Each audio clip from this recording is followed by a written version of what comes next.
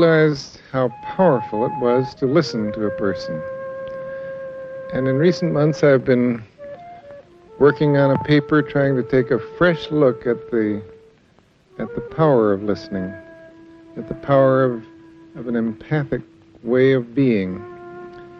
And that's what I want to talk to you about.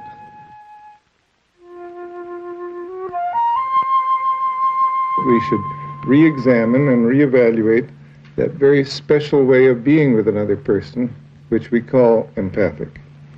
I believe we tend to give too little importance and consideration to an element which is extremely important in the understanding of personality dynamics and for affecting changes in personality and in behavior. I think it's one of the most delicate and potent tools that we have, and I'm impressed at how rarely we see it in real-life situations in any full-fledged form. I guess I'll start with my somewhat faltering history in relation to this topic. Very early in my work as a therapist, I discovered that simply listening to my client very attentively was an important way of being helpful. So when I was in doubt as to what I should do in some active way, I simply listened.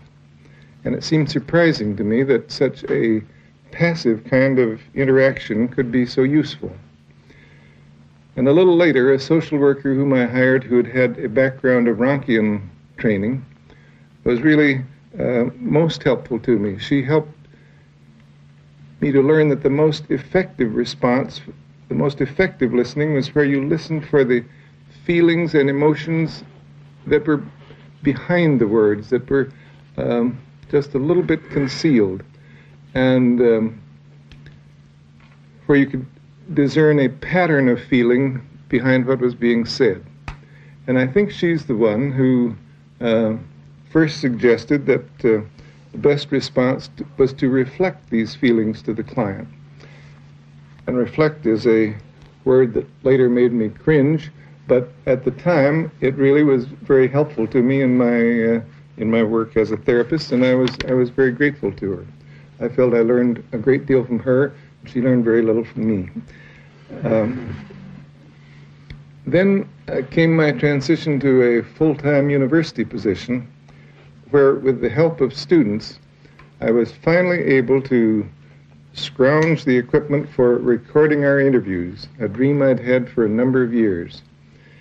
And I just can't exaggerate the excitement of our learnings as we clustered about the machine, which enabled us to listen to ourselves, playing over and over again some puzzling point in the interview at which something clearly went wrong, or focusing on those moments in which there seemed to be a response that helped toward significant forward movement in the interview. I guess I still regard listening to one's recorded interviews as perhaps the very best mode of improving oneself as a helping person. Among many lessons from listening to these recordings, we came to realize that listening to feelings and reflecting them was a vastly complex experience. We discovered that we could pinpoint a therapist response where significant forward movement occurred. We could, where perhaps the client was talking in a vague and desultory fashion, and one therapist response would enable him to really begin to move. And you could also pinpoint the responses where a nice forward-moving process was brought to a dead stop by one particular response. So, in such a context of learning, it became quite natural that we focused upon the content of the therapist response rather than upon the empathic quality of the listening. I no longer particularly apologize for that. It probably was a necessary step in our learning. To this extent, we became very much conscious of the techniques that the counselor or therapist was using. We became really expert in analyzing in minute detail. I can remember sitting around with students and picking apart sentences and particular phrases and words. And we profited a great deal from that very microscopic study of the interview process.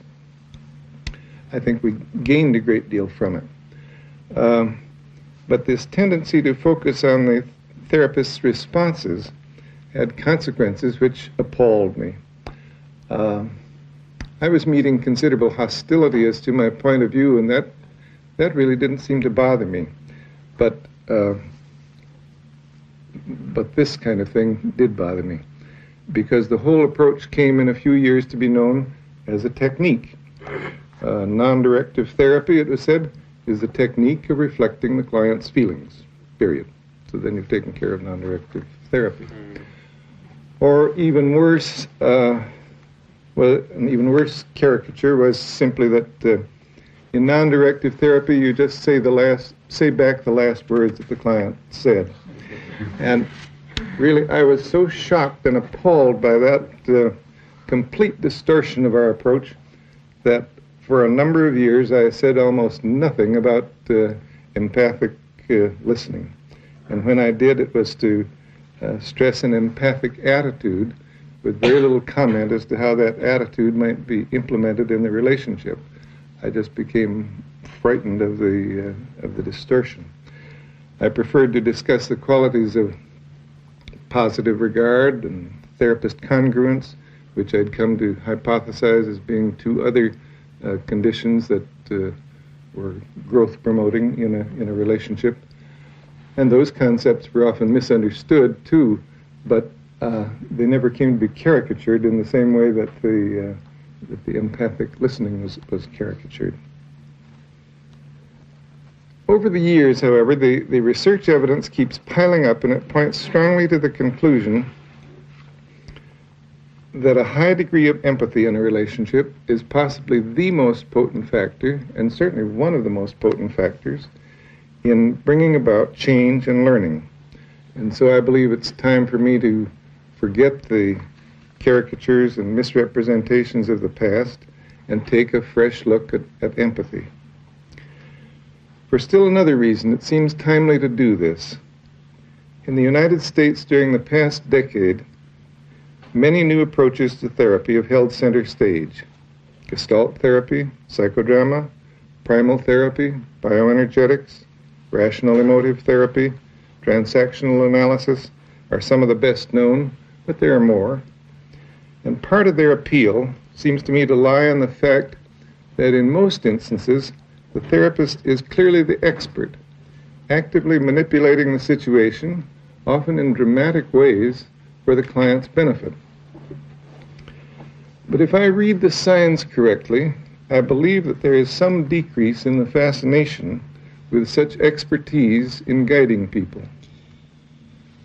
With another approach that is based on expertise, however, behavior therapy, I think there's no doubt that the fascination with that approach is on the increase. And I think I can really understand that. I think a technological society has been delighted to find a technology by which man's behavior can be shaped, even without his knowledge or approval, toward goals that the therapist chooses or that have been chosen by society. And yet, even here, much questioning by thoughtful individuals is springing up as the philosophical and the political implications of such an approach become more clearly visible. So I've seen a willingness on the part of many to take another look at ways of being with people which evoke self-directed change and locate power in the person, not in the therapist. And this brings me again to examine carefully what we mean by empathy and what we've come to know about it. To formulate a current description, I would want to draw on the concept of experiencing as formulated by Gene Gendlin. Briefly, it's his view that at all times there is going on in the human organism a flow of experiencings to which the individual can turn again and again as a referent in order to discover the meaning of what he is experiencing. He sees empathy as pointing sensitively to the felt meaning which the client is experiencing in this particular moment. In order to help him focus on that meaning and to carry it further to its full and uninhibited experiencing. An example may make more clear both the concept and its relation to empathy. A man in an encounter group is making some vaguely negative statements about his father, and the facilitator says, "It sounds though you might be angry at your father." "No, I don't think so." "Dissatisfied with him?" Perhaps. "Disappointed in him?" Yeah, that's it. I am disappointed in him.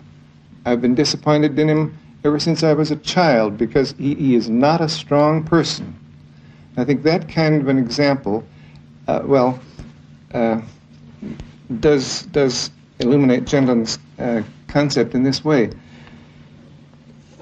Against what is the man checking these various terms?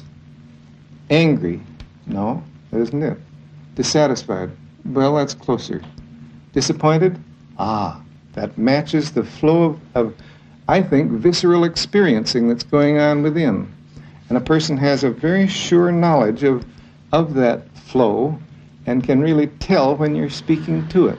In other words, the right word taps the right label or the right phrase often taps the exact meaning of the flow that is going on within him that he hasn't been able to label or understand himself. It enables him to bring into awareness the real meaning of what's going on within. So with that conceptual background, I'd like to attempt a description of empathy which would seem satisfactory to me today. I would no longer be terming it a state of empathy, which was in my earlier definition, because I believe it to be a process rather than a state, and perhaps I can capture that quality. The way of being with another person, which is termed empathic, has several facets. It means entering the private perceptual world of the other and becoming thoroughly at home in it. It involves being sensitive moment to moment to the changing felt meanings which flow in this other person, to the fear or rage or tenderness or confusion or whatever that he or she is experiencing. It means temporarily living in his life, moving about in it delicately, without making judgments, sensing meanings of which he is scarcely aware, but not trying to uncover feelings of which he is totally unaware, since this would be too threatening. It includes communicating your sensings of his world as you look with fresh and unfrightened eyes at elements of which he is fearful. It means frequently checking with him as to the accuracy of your sensings and being guided by his responses. You are a confident companion to him in his world. By pointing to the possible meanings in the flow of his or her experiencing, you help him to focus on this useful type of referent, to experience his meanings more fully and to move forward in his or her experiencing.